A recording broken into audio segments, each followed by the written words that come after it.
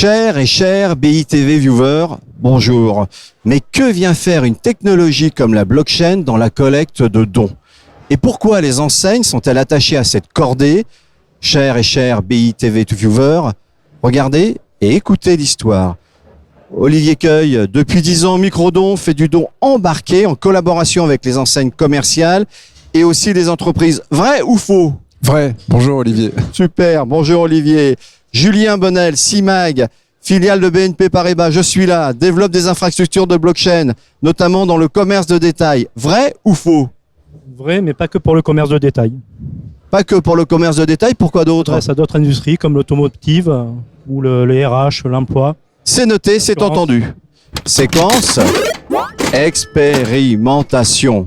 Régie, vous réceptionnez? Il y a 2 ans, CIMAG dévoile un prototypage de blockchain. C'est aussi la rencontre avec Microdon. Julien, 2 ans de durée d'expérimentation?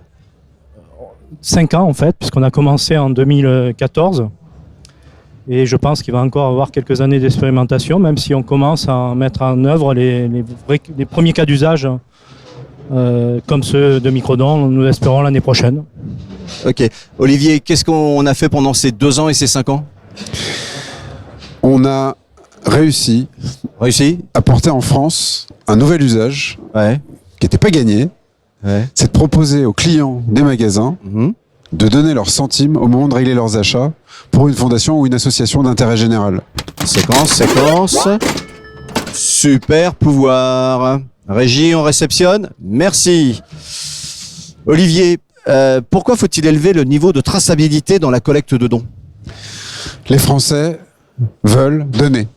Les Français veulent donner plus, mais les Français veulent donner. C'est dur, ça. Mais les Français veulent donner en confiance. En confiance? Ouais, d'accord. Les Français veulent donner en confiance. Ça suffit pas. Il faut rassurer qui? Le donateur, l'association, les enseignes? Il faut rassurer les donateurs, les associations et les enseignes. Tout le monde a besoin d'y voir clair. Je donne mes centimes à la caisse, je veux qu'ils aillent au projet de l'association qu'on m'a proposé. D'accord. Julien, alors on a entendu Olivier qui nous disait que les Français aiment donner, mais c'est des micro-dons. C'est quelques centimes. Alors il faut vraiment que la blockchain soit très simplifiée et que le coût financier ne soit pas énorme pour traiter ces dons de quelques centimes. De nos travaux, c'est d'arriver à optimiser les coûts tout en utilisant des blockchains qui sont publiques et qui démontrent vraiment à tout le public qu'il y a vraiment une vraie traçabilité des dons. Comment le donateur peut-il avoir accès à cette traçabilité? En fait, chaque microdon va être stocké dans une base de données qui va être partagée dans de nombreux serveurs et dans de nombreux nœuds. Et qui permet de démontrer qu'on n'a pas pu modifier ou supprimer ou falsifier l'information. Et ça, c'est visible? C'est visible à partir de n'importe quel poste de travail. D'accord, c'est visible, on peut s'en rendre compte. D'accord. Olivier, le chemin est long et il nous faudra encore 1 année, 2 années avant de réussir à transplanter cette technologie de la confiance dans les outils du quotidien pour les microdons auprès des 25 enseignes. Néanmoins, les dons sont là, ils sont tracés sur des grands totaux, la collecte, le reversement est suivi au centime d'euro près. Mais les technologies de demain, celles que les Français attendent, celle à laquelle BNP Paribas, CIMAG va nous donner accès, c'est la blockchain pour donner encore plus de transparence et de visibilité. Les Français l'attendent, on dirait un discours électoral. La confiance, ça se mérite, donc c'est long. Séquence. Vision, vous l'avez reconnu, hein, la corneille à 3 yeux. Okay. Séquence, vision. Régie, on réceptionne toujours. Merci. Olivier, la blockchain, c'était déjà dans la feuille de route technologique de Microdon, parce que Microdon, c'est très tech en fait. Hein. Microdon, c'est né autour des partenariats technologiques avec Ingenico, Verifone, Adyen et d'autres qui donnent accès aux Microdon sur les terminaux de paiement. Les bases de données, qui sont les journaux des dons issus de ces enseignes, sont collectées depuis des années, depuis 2013. Et la blockchain, elle est arrivée dans le paysage ces 2-3 dernières années. Elle a fait parler d'elle. Elle s'est imposée comme une technologie de confiance. Julien, on peut imaginer d'autres usages qui peuvent être alloués à la blockchain pour le commerce. On reste dans le secteur du commerce et des centres commerciaux. Un exemple d'usage, c'est, on le voit souvent, c'est la traçabilité de la chaîne alimentaire.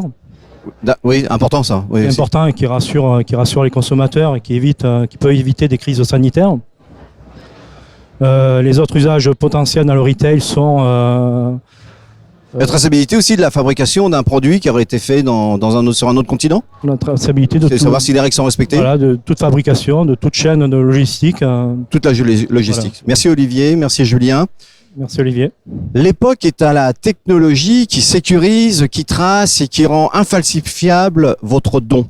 Oui, votre don sans contrepartie est désintéressé. À propos, si vous êtes intéressé par le don en tant que fait social total, ou que fait social total, je le répète, n'hésitez pas à lire et à relire sous le contrôle d'Olivier l'essai sur le don de Marcel Mauss. Salut les BITV viewers!